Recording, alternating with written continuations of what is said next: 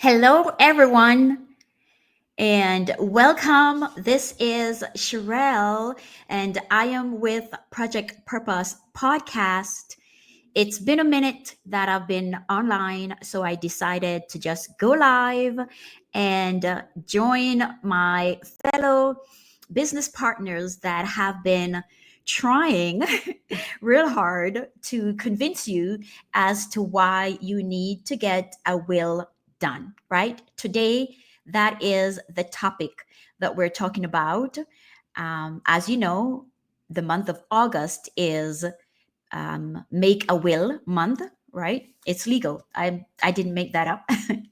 And so I wanted to just share a few misconceptions regarding getting wills done with you, with the intent that at the end of it, it will make you, question yourself if you don't have a will as yet. Hopefully, make you get one, right? Get it done. And if you do have a will, also encourages you to let me review that will, let me go over that will, let me make sure that all the I's are dotted and the T's are crossed, so to speak. So let's go ahead and dive in. And if you happen to see this live, make sure that you leave me a comment. Tell me where you are seeing it from, right? What side of the country, or maybe even outside of the country, What country are you in? Let's talk about it. Just a moment here.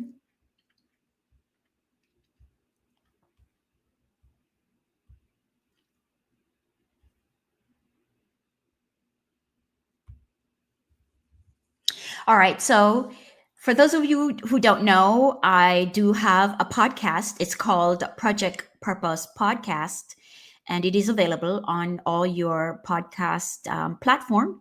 So make sure you check it out. Make sure you subscribe to it. It really is geared towards the ambitious woman that is seeking, to find clarity and to gain confidence and to manage her money, right? But it really is for all of us, right? It's for men as well. It is, how we, as I mentioned, manage your money, how you overcome struggles and obstacles in life to create the desired life that you want, right? We're all on that journey together. One of my philosophy is that it's not so much just about the end result, right? It's not about achieving that amazing career or business, but it is in the journey, right? How are we living while we go through the journey? We're all growing together. So, welcome. Um, in lieu of doing a podcast episode, I just thought I'll go live and I will share with you, as I mentioned before, that this month is Make a Will month, and it is so important, yet so many of us still do not do it. I know for myself, for a very long time, I never had a will, and you go through all the different phases of the reasons why not. For example, when I was younger, right, it was because I was too young. When I didn't have any assets, it was because I have nothing to leave for anyone. When I was all sentimental, it was, oh, my family will figure it out. Now I'm a little bit older and wiser, and I know that we need to get it done. And not only get it done, but we're also going to share with you how you want to ensure that you have it legal, right? It's done the right way. And also how it's important to update it every year or just depending on how your life is changing. Um, for example, my husband and I recently moved from one state to the next, right? We moved from Florida to Nevada. And one would assume that it carries through, and most often it does, right? But you still want to check in with the new state that you are now living in and make sure that they accept the out of state will. Luckily for us in the state of Nevada, they do. They practice what's called full faith and credit. And that simply means that as long as the will was valid in another state, as long as it was legal, then they too will honor that will. Now, if there's any type of discrepancy with it, even from the previous state, if they're not able to verify it, or even if they suspect something wrong, then they will, contest it, so to speak. But for the most part, they do accept it. So that's, tip number one that I wanted to leave on the forefront, that if you do move, right, if your life change, you need to also make sure that you visit your will. All right, so let's get right into it. Let's start with the first misconception that we have regarding wills. Having a will avoids probate. That's not true. Almost every will goes through probate. And I remember when I just started being a part of this organization that I am, that, allows us to get our wills done. I assume, like many of us, that, okay, I have my will. That means that's great, right? That means you avoid the court. And that's not necessarily the case.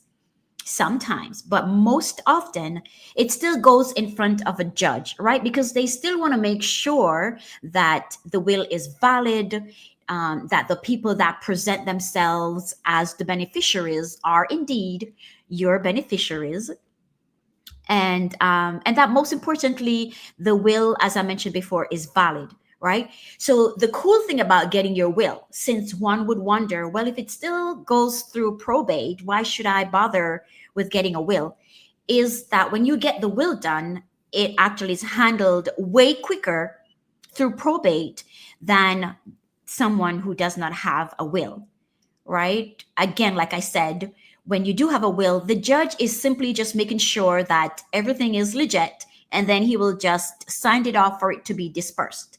Whereas when you don't have the will, probate can take forever. I'm talking about months upon months, sometimes years, depending on how vast your asset is or your estate, right?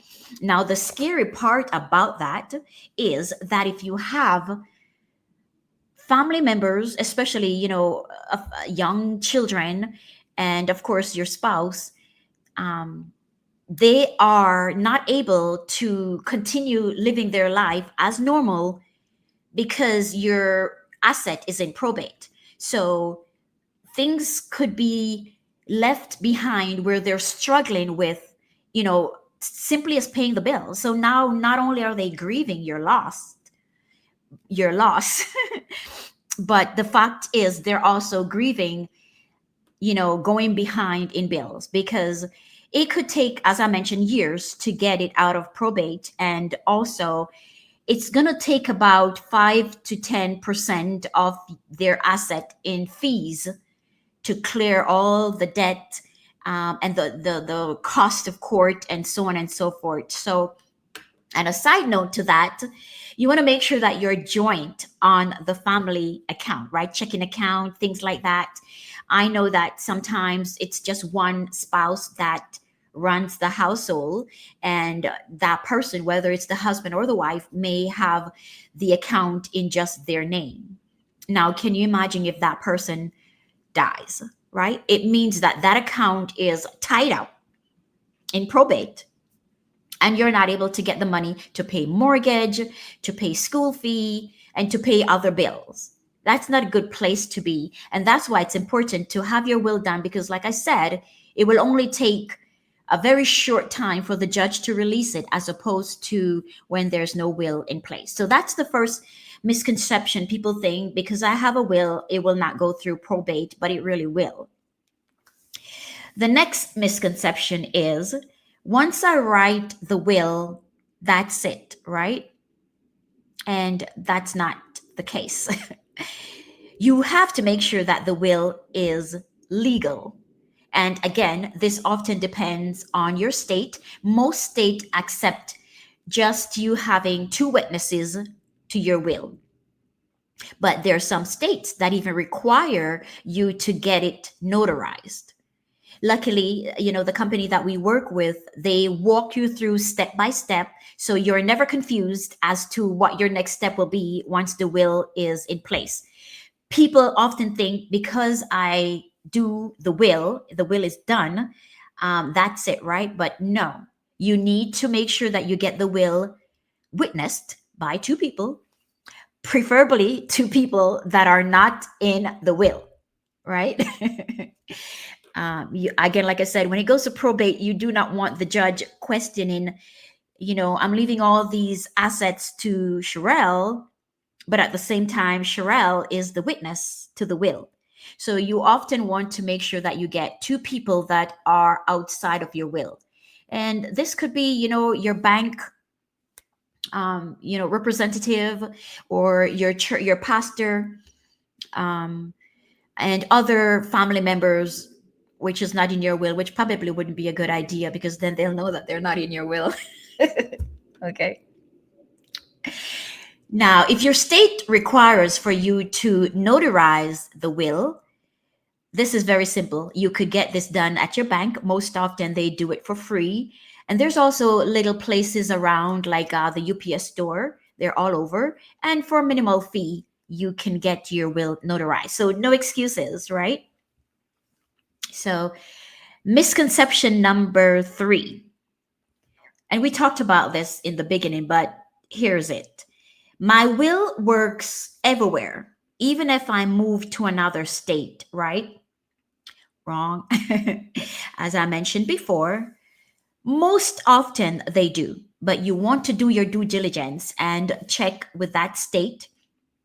A simple Google research will do, or if you're still in doubt, you could go down to your local court office and just inquire, just find out, do they accept out of state wills? If they don't, you would need to get your will updated. And like I said, many of them accept what's called the full faith and credit system. So you definitely want to check into that.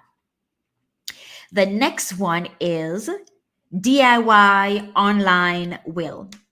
Is it good? Is it iffy? Just so you know, they are most often good and acceptable. However, again, if you're someone that have assets that is complex, you have many different assets, and you also have different families, right? We're talking about those of us that might have children from a previous marriage, or organizations that you're a part of, or even businesses that you are a part of. Then a DIY online will is not the way to go, right? Because oftentimes they will skip critical details that is necessary. The language need to be worded correctly.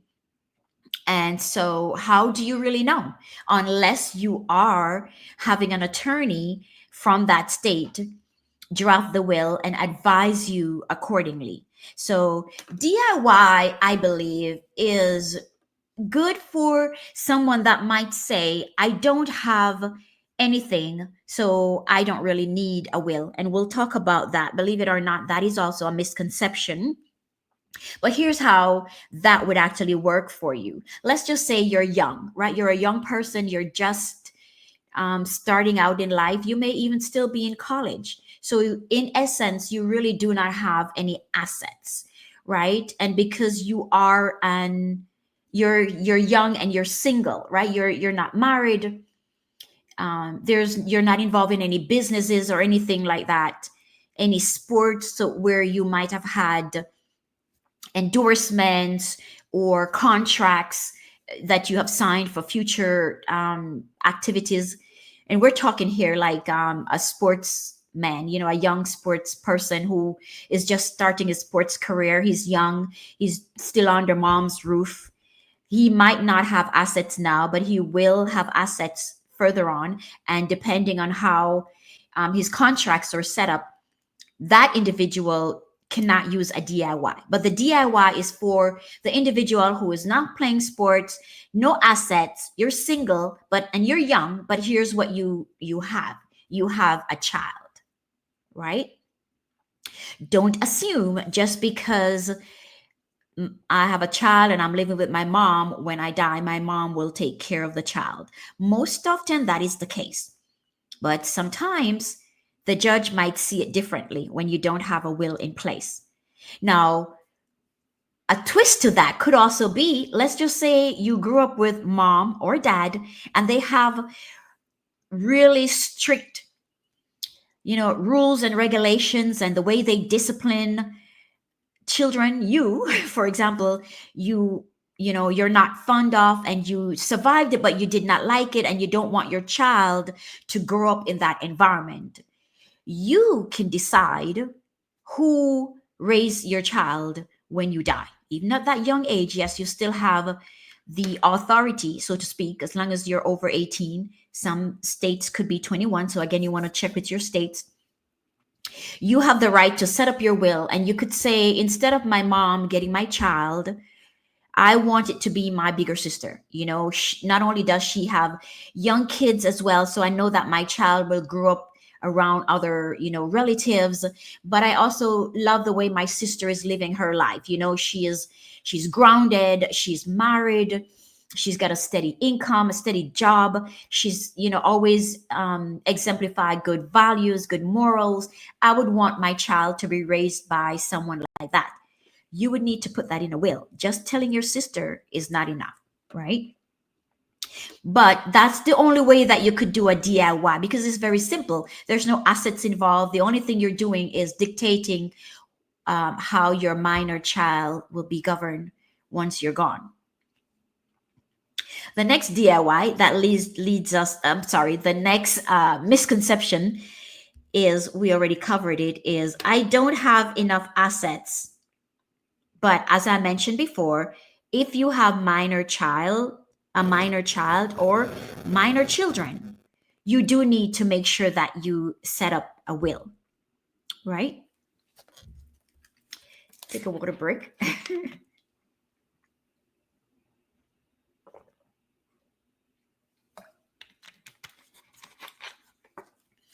Again, guys, if you are just seeing this live, join me. We are here talking about the misconceptions of having a will. Again, it is Make a Will month, the month of August. And what that simply means is that we're doing our best to bring awareness to everyone that it is important to get your will done. And it is not as costly as you think. Seriously, guys, for the other things that we invested in, protecting your asset is most important. Did you know that 76% of Americans do not have a will? That is way more than half of us do not have a will, which means that the ratio is about 2 to 1, right? So, or am I saying that right? Or is it 1 to 2? However, way you look at the ratio. So, for example, you have a will, no will, no will, you have a will, no will, no will. So, in other words, for every 3 people, only one person have a will, right? I hope that helps. But that is scary. And for one of the countries that is one of the most wealthiest countries in the world, what is the excuse? Why is it taking us so long? Again, a lot of people say, all the things that I just mentioned so far, right? Um, I don't have anything to leave, so why should I do a will, right? I don't have any assets. I'm too young. Why do I need a will? And so it's important to actually get it done, and it's important for us who knows about wills to make sure that we continue to spread the awareness. So the next misconception that I wanted to dive into deeper is, I'm too young to need a will. Guys, unexpected things happen. I want to go back to the example of the young sportsman or woman, right? Shout out to the ladies. They're killing it in sports right now. So it's, gone are the days when it was just, my son is, the athlete in the family. Now the women are just equally as athletic, right? And I've heard so many different stories, but this one in particular stand out to me. I remember hearing about where this single mother was raising her son, right? He was a all-American athlete, right? Doing amazing. Finished college and was just about to go pro, but even during college he was earning all this money, right? He was building up his asset, he was signing endorsements, and he was getting into contracts. However, unfortunately, he died. He did not have a will. One would assume that all his assets would go to his mom. Well, do you know that his dad, who has never been in his life, right, did not know about, kindergarten, preschool, high school, college, none of that. He was not involved in his life. Suddenly show up to lay claims on his asset. And it took years through probate for them to, get the assets resolved, and not to mention the fees that were involved simply because a will was not in place. So this is also for parents, right?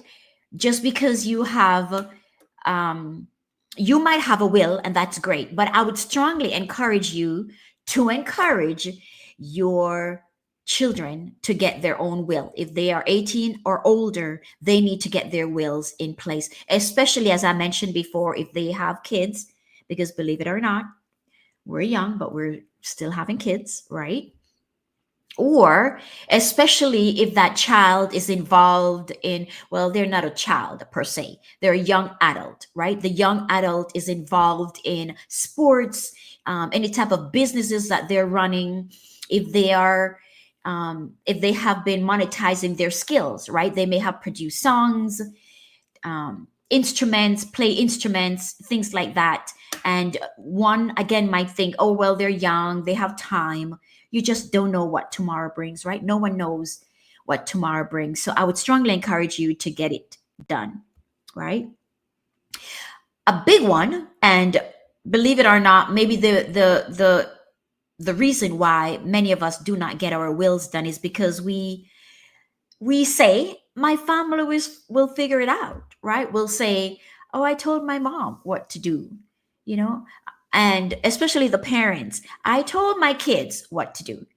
I know I'm an example of that, right? It took my parents a very long time to get their will done, and every time I go to visit, that's all that they would, take you aside and they'll be like, this is what I want. Remember we talked about this. This is what I want. And I'm like, you have got to put it in writing.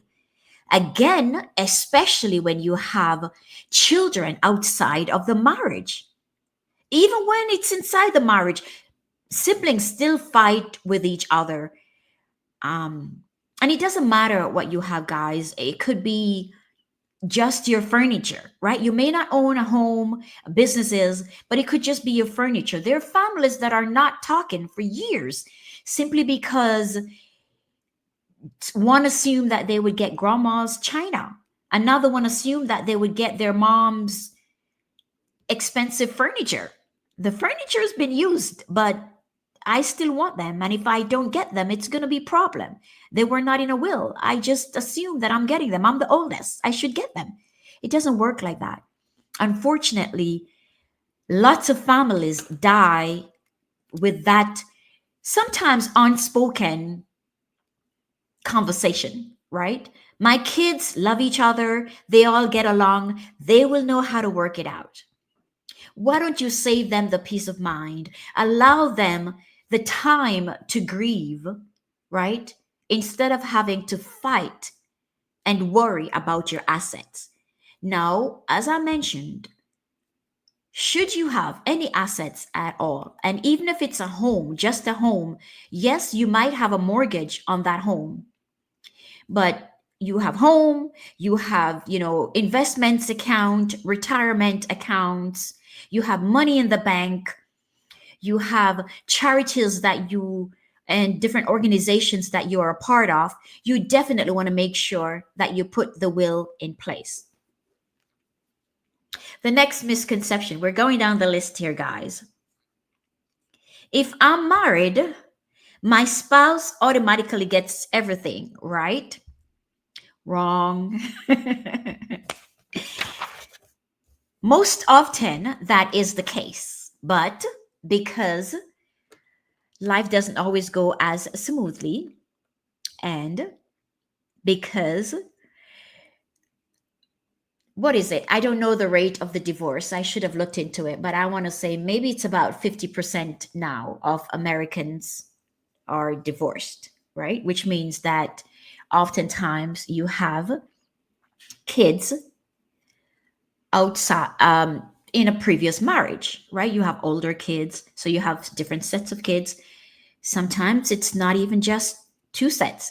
Some people, especially men, have four different baby mama or more, right? So you might assume that your current spouse will get everything, but legally, let me fix my wrap here. Legally, your kids from the previous marriage have claims to your asset.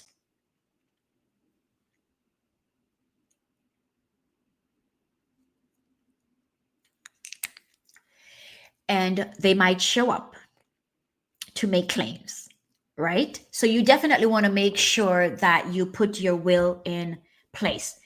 And this is most important of all the different categories that we can have, right? We talked about the young child, the young person, the young adult who have no assets, right? That's one level. Then we talk about the young adult who have no assets but might have a child, right? You want to dictate how that minor is raised. We talked about the young adult who, yes, he's young or he or she, but they also might have assets. So they too need a will, right? And then we talked about the family, especially if you are the breadwinner. If there's only one breadwinner, oftentimes, the mother takes care of the kids, runs the home, and she may have, her awesome side hustle or a part-time job. But most often, the father, manages the finance, works the big money, is involved in different businesses. And so that person definitely needs the will. The more complex your asset becomes, you need to make sure that the will is in place, and not just the will, right? Not just a one time done, but you need to make sure that you're updating it as often as you need to, because things can change even within the year. You might get your will done in January, but it's now August and you bought a home, or you sell a home, or you're now involved in a business.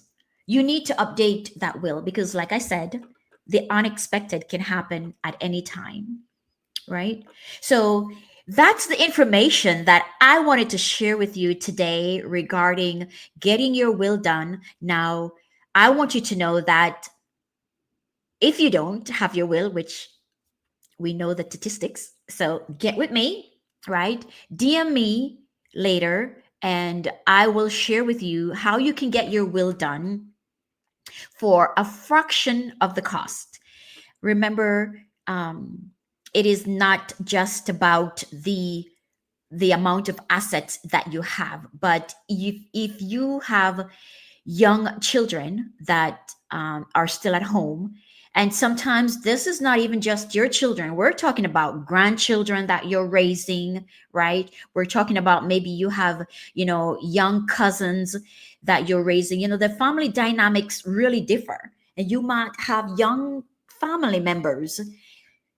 Don't assume, guys, that the world is fair and all will be well. Make sure that you get your orders and your affairs in place, right? So If you have any questions for me, go ahead and leave them in the chat. I'm going to sign off in a little bit. I know that you have more things to do, but if you see this live come across your feed, be sure to take the moment to listen to it.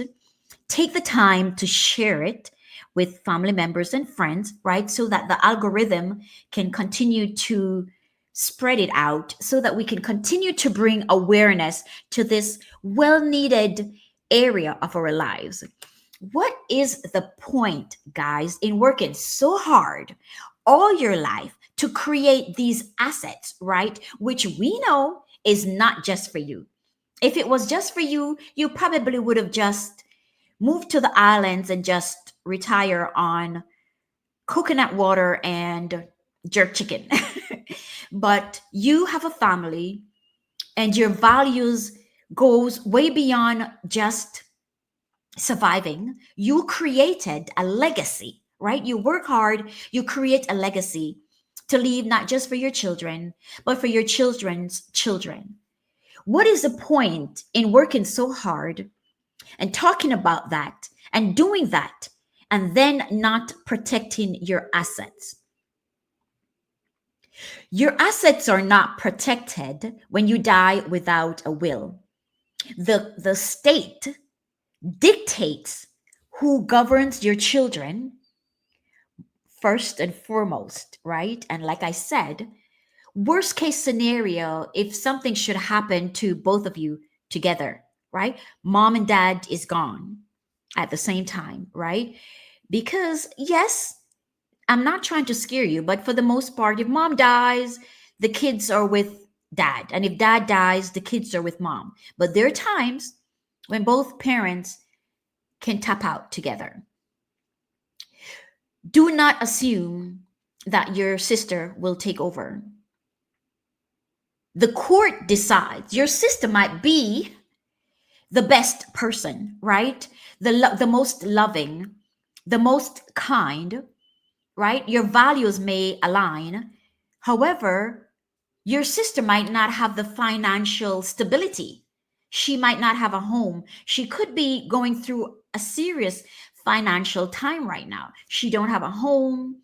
She don't have the space. She's maybe renting. She already have kids of her own. That home is already occupied. The court is not going to put more kids on that sister. The court might send the child to the other sister. Okay, it's serious. I'm laughing, but it's serious. The court might send the child or the children to the other sister that might have a nice home, a nice career, but her values do not align with your values, right? She is just not a kind person. But that's who your kids will be living with. Worst case scenario, if you do not have any siblings and it's just you and your spouse and your kids and both of you die, the kids are going to be going to the state. And then the state decide the next of kin that will raise your children. Wouldn't it be better for you to think about it now and say, wow, I really don't have any siblings that my kids would automatically go to. My mom, my parents are already old. They can't take on that responsibility. I would like to make sure that they go to my cousin. I had this cousin and I know she's a distant cousin, right? But we've always, get along, and she's doing really well. And most importantly, I know she's kind and she'll be kind to my children. That will not happen, guys, unless you put it in writing. I guarantee you, the court is going to first look for the ones that they think would be most eligible, the closest. And if that person is not there, especially if they don't know that that person is your cousin, right? Sometimes, with different last names and stuff like that, no one knows who you're related to. Your wishes might not be honored. So I want to leave you with this again, that getting your will done it's less than $1 a day, to be honest with you. It's very minimal.